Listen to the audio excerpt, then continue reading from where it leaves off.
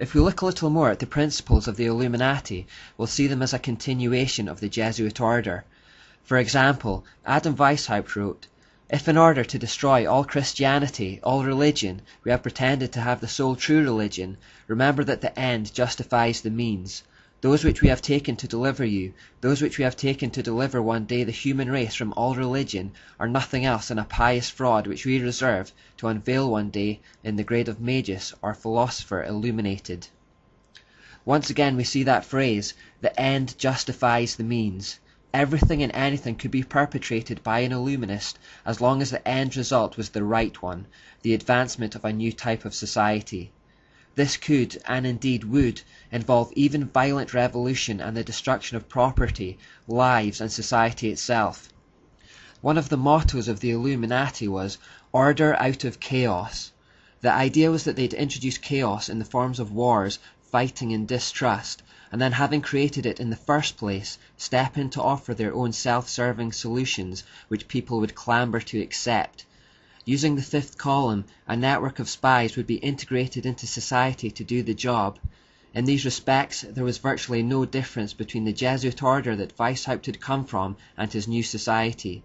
The only real difference was that the Jesuits had claimed to be a religious order, while the Illuminati conducted their efforts in a deistic or secular guise. We see in the Illuminati the trademark thirst for control that suggests Ashura's presence. The Illuminati didn't care whether people agreed to be ruled by them or not.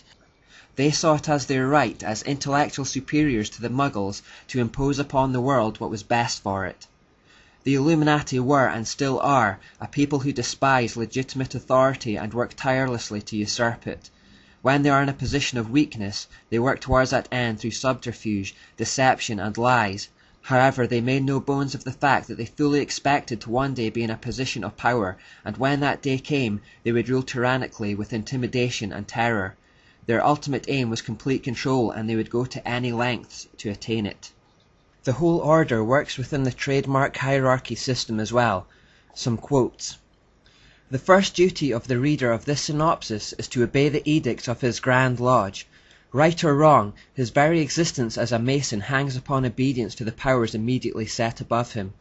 Failure in this must infallibly bring down expulsion, which, as a Masonic death, ends all. The one unpardonable crime in a Mason is contumacy or disobedience. The first duty of every Mason is to obey the mandate of the Master. The order must at once be obeyed. Its character and its consequences may be matters of subsequent inquiry.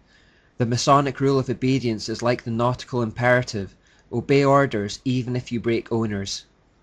Again, just like the Jesuits, right or wrong is unimportant compared to slavish obedience to the hierarchy. Combined with the end justifies the means, there are no moral barriers left between people and the darkest depths of depravity.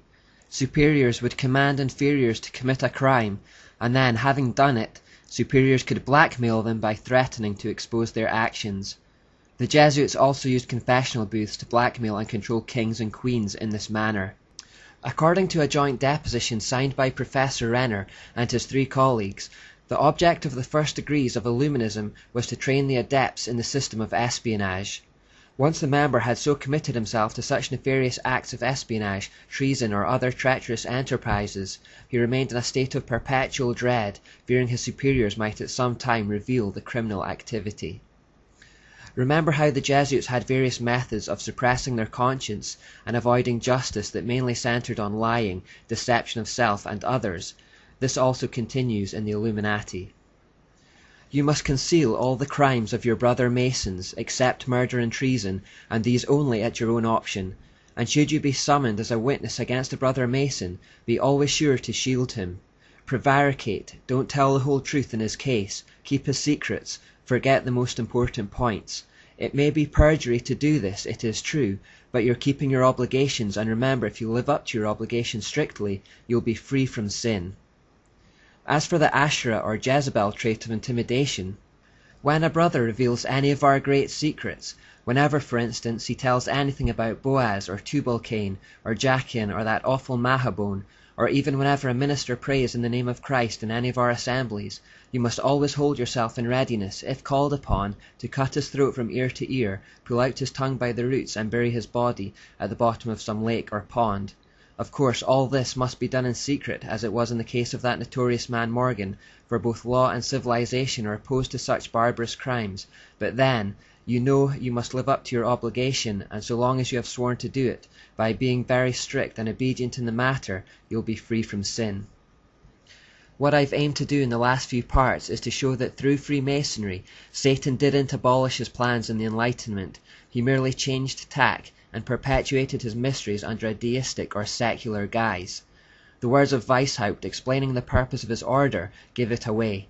He said it was for illumination, enlightening the understanding by the sun of reason, which will dispel the clouds of superstition and of prejudice.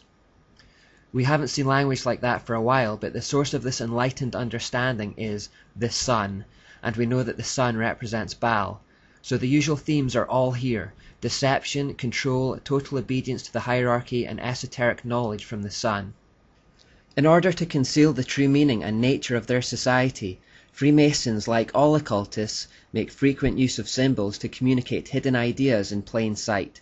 Having come this far in our study, we should now be equipped to decode these symbols when we see them, and so that's what we'll look at next.